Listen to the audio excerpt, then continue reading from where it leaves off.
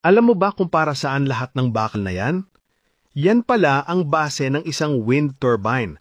Kung wala yan, madaling matutumba ang turbine na ilang daang talampakan ng taas kapag may malakas na hangin.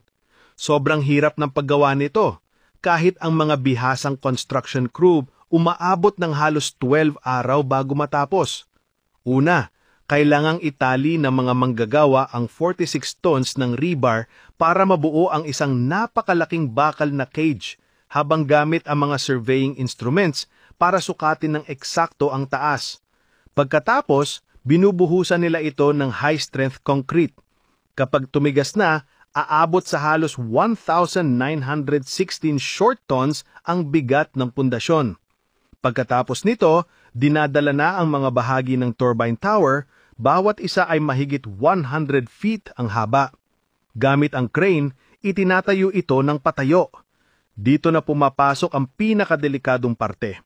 Kailangang tumayo mismo sa ilalim ng crane ang mga manggagawa para i-align ang mga butas ng bolt ng tower sa mga bolt ng foundation.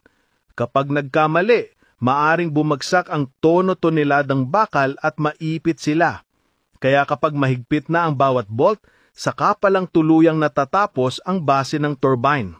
Pagkatapos maitayo, alamin naman natin kung paano mini-maintain ang isang higanteng wind turbine. Ang makikita mo ngayon ay isang bagay na bihirang-bihira. Dito, makikita natin ang isang technician na naka-full safety gear habang nagsisimula siyang umakyat sa loob ng core ng wind turbine. Masikip, tahimik, pero sobrang lawak sa loob. Umaakyat siya gamit ang isang specialized vertical lift na dinisenyong umabot ng daan-daan talampakan papunta sa itaas.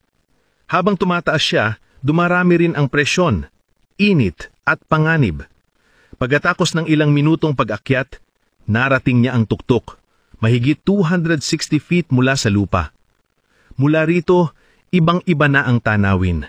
Nasa pinakatuktok siya ng wind turbine na nagbibigay ng malinis na enerhiya sa libu-libong tahanan. Pero hindi siya nandito para sa view. Umakyat siya para magsagawa ng maintenance sa itaas ng nacelle. Inaayos ang mga bahagi, nag-i-inspeksyon ng mga sensor